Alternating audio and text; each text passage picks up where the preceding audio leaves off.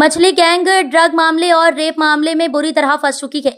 मछली गैंग के सरगना शरीक और मास्टरमाइंड नान खटाई अभी भी बेखौफ पुलिस की गिरफ्त से बाहर है।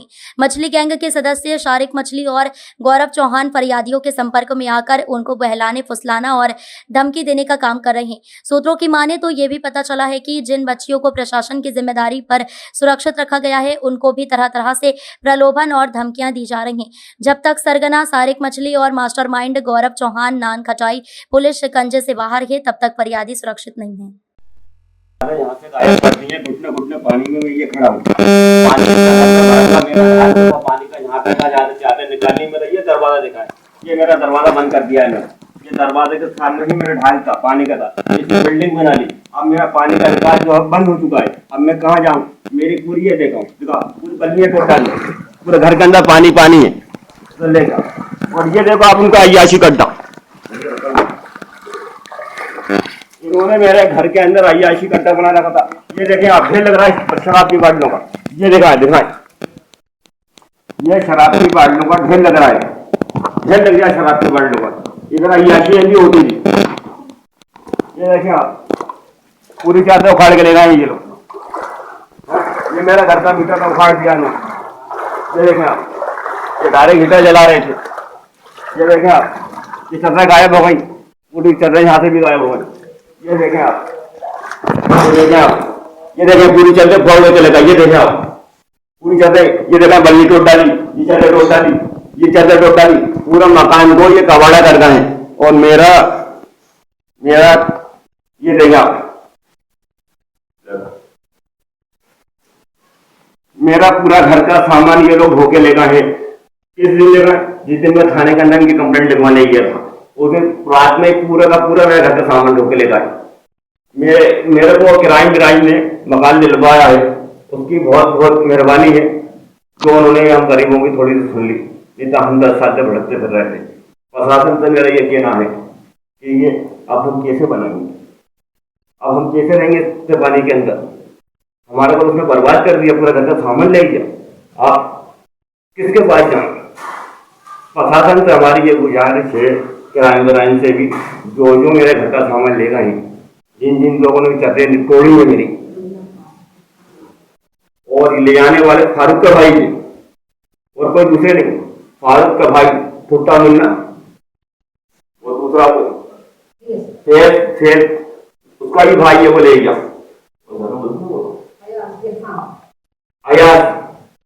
अयाज भी मेरे घर के अंदर उसका पूरा सामान ढो के लेके गए। अयाज जो है शाहिद का मामू है, मामू है शाहिद का। ये लोग बहुत जुल्म कर रहे हैं हम लोगों पर।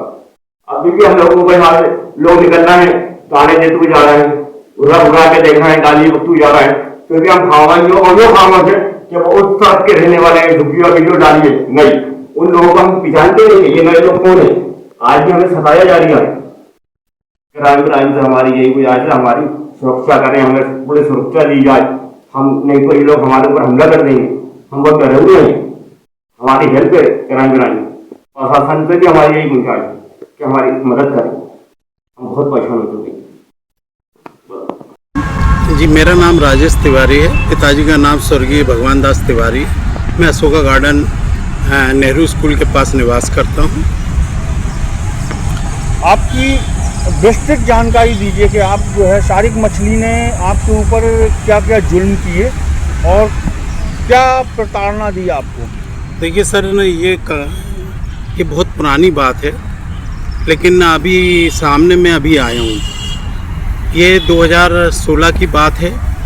ये मेरे पास आया था और इसका उस क्षेत्र में सिर्फ मैं ये बता सकता हूँ, इसका कोकता ही नहीं, इसका पूरा नरेला क्षेत्र ही इसी के नाम से जाना जाता है। वहाँ पर जितने भी कुख्यात अपराधी हैं, जितने भी गुंडे बदमाश हैं, सब कुछ ने पाल रखा है। यहाँ तक कि उनकी जमानतें कराना, जेल में जो बंद हैं उनके परिवार को ये पैसा पहुँचाने का काम करता है। तो ये मेरे पास आया और कहने लगा यहाँ पर मेरी फ़ोटो लगाओ और विश्वास भाई की फ़ोटो लगाओ, क्योंकि मैं माँ दुर्गा उत्सव समिति का अध्यक्ष था और अशोका गार्डन के प्रमुख चौराहे पर मैं देवी जी बिठालने का काम करता हूँ और ये मैं कंटिन्यू करता चला आ रहा हूँ। लेकिन मैं वहाँ पर किसी भी राजनीतिक व्यक्ति का ना फ़ोटो लगाता हूँ, ना ही किसी को बुलाने का काम करता हूँ। तो ये मेरे पे बहुत ज़्यादा नाराज़ हो गए कि तू विश्वास भैया और मेरा फ़ोटो नहीं लगाएगा। मैंने कि नहीं, मैं किसी का फ़ोटो नहीं लगाऊंगा, आपका ही नहीं, मैं किसी और राजनीतिक पार्टी का। तो ये मुझसे नाराज़ हो गया और उसने दूसरे या तीसरे दिन मेरे ऊपर 3 या 4 लोगों के साथ आकर हमला किया, मेरी ये उंगली डैमेज कर दी और इसके साथ मुझे मारा। और जब मैं थाने में गया तो पता पड़ा मेरी रिपोर्ट लिखने से पहले ही इसने मेरे खिलाफ एक रिपोर्ट दर्ज करा दी, और वो भी 307 में मेरे खिलाफ मुकदमा, झूठा मुकदमा दर्ज करा दिया। उस टाइम के टीआई मनीष मिश्रा थे, वो मेरी सुनने को तैयार ही नहीं थे। फिर बाद में मुझे मालूम पड़ा कि मनीष मिश्रा का ऐसे ही झूठी रिपोर्ट लिखने का काम है, तो इन्होंने मेरे खिलाफ एक झूठी रिपोर्ट दर्ज करा दी। लेकिन फिर भी मैंने बताया कि मेरे को चोट लगी है, तो इसके खिलाफ भी 324 का प्रकरण बनाया है, जिसमें मैंने सारिक और 3 अन्य लोगों के नाम डाले थे। इसके बाद जब मेरे ऊपर केस बन गया, मुझे जेल भेज दिया गया, मेरी कोई सुनी नहीं गई। तो इसके बाद जब इसके खिलाफ केस चालू हुआ तो इसने मेरे को विगत 4 साल बाद 2021 में 29 अक्टूबर 2021 में इसने नेहरू चौराहे से मुझे बलपूर्वक उठाया। जब मैंने उसको प्रयास किया तो मेरे साथ एक अमित नाहर करके लड़का था, उसने भी विरोध किया, तो उसको इसने रिवाल्वर दिखाई और फिर मुझे रिवाल्वर की नोक पे ज़बरदस्ती, एक लाल रंग की थार थी, उसमें ज़बरदस्ती मुझे बिठाला और मुझे सीधे लेके गया कोकता के फार्म हाउस पे। जब मैं वहाँ कोकता के फार्म हाउस पर पहुँचता हूँ तो देखता हूँ कि एक लड़की को तो ये घसीटते हुए, उसके बाल पकड़ते हुए अंदर खींच के ले जा रहे थे दूसरे। मैं वहीं घबरा गया कि इसका मतलब है कि ये कहीं मैं गलत जगह आ गया, क्योंकि मुझे फिर इसने ले जाके दूसरे कमरे में बंद किया। लेकिन उस लड़की को जिसको बाल पकड़ के खींचते हुए जो इसके आदमी ले जा रहे थे, तो उसको दूसरे कमरे में ले गया। तो वहाँ से मुझे कई लड़कियों की चीखने की आवाज़ आ रही, जैसे ये उसके साथ गलत कृत्य कर रहे होंगे। भाई मैं इतना भी कह सकता हूँ कि इन्होंने मालूम नहीं कितनी लापता लड़कियों को उठा के तालाब में पटका, क्योंकि इनके समीप ही इनके अवैध तालाब इन्होंने कब्जा कर रखा हुआ है। वहाँ पर 4-4, 5-5 हज़ार लोगों की मिनी पाकिस्तान टाइप की एक बस्ती बसा रखी है, जहाँ इनके सिवा किसी की नहीं चलती। यहाँ तक कि इनके निवास पे राजनेता, पुलिस वाले सब ऐसे दस्तक देते कि सलाम ठोकते, इसका ऐसा प्रभाव था। इन्होंने मुझे जाकर जब उस कमरे में बंद करके इसने मुझे बेल्टों से और डंडों से मारना चालू करा। इसके साथ 3 साथी और थे, तो जैसे सामने आएंगे तो मैं पहचान जाऊंगा। इन्होंने मुझे मारना प्रारंभ करा। फिर इसके बाद इसने मुझे एक द्रव्य चटाया जो मुझे लगता है एमडी था, इसने तो मुझे नशा टाइप का आ गया। फिर जब दूसरे दिन सवेरे उठा तो ये फिर इसने 10 बजे से सिर्फ मुझे मारना चालू करा।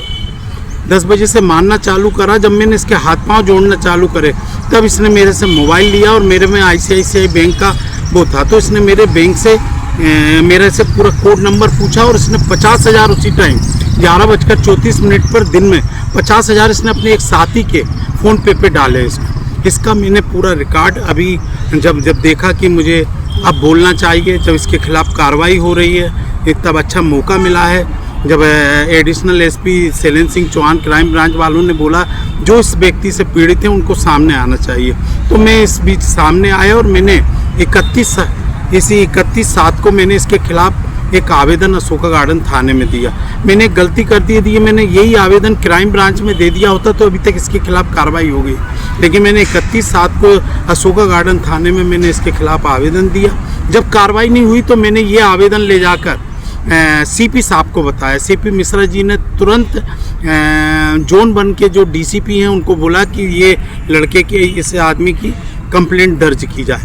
लेकिन मैं देख रहा हूँ कि CP साहब ने 2 बार बोला, एडिशनल CP अवधेश गोस्वामी जी हैं, उन्होंने 2 बार बोला कि तुम रिपोर्ट क्यों नहीं दर्ज कर रहे, उसको शशांक जी को बोला। लेकिन मुझे समझ में नहीं आ रही, आज 12-15 दिन होने वाले हैं, जांच चल रही है। अब ये कब तक जांच चलती है, ये तो मुझे ऐसा लग रहा है कि सामने वाले को भागने का पूरा मौका दिया जा रहा है, या फिर वो मुझ पर फिर अटैक कर दे, या मेरे को कहीं ना कहीं फंसाने का काम करे, इस प्रकार के लेता है। आपको क्या लगता है कि कौन इसमें जो है मतलब लापरवाही कौन कर रहा है, TI के DCP के कमिश्नर? TI ने तो पूरी कार्रवाई करके DCP को सौंप दी है। अब DCP साहब को आदेश देना, लेकिन DCP साहब मालूम नहीं किसके दबाव में है कि काम नहीं कर रहे हैं। बल्कि वहीं CP साहब मेरे सामने 2 बार बोला, फ़ोन पर बोला उन्होंने कि इसकी कंप्लेंट दर्ज हो। बल्कि गोस्वामी जी ने भी मुझे बोला कि आप जाकर मिलो, मैंने बोल दिया है वो रिपोर्ट दर्ज करेंगे, लेकिन मालूम नहीं क्यों नहीं करना चाहते।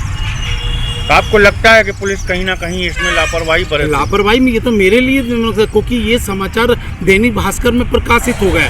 अब जब ये समाचार प्रकाशित हो गए तो मुझे डर है कि वो फिर कहीं ना कहीं, क्योंकि वो तो अभी बंद हुआ नहीं है, अभी वो फरारी काट रहा है या क्या कर रहा है, वो अपनी चालें तो चल रहा होगा ना, वो किसी भी तरीके से लोगों को आने नहीं देना चाह रहा। हो सकता है मेरी कंप्लेंट दर्ज हो जाए तो ऐसे कई पीड़ित लोग हैं जो सामने हैं। Thank you.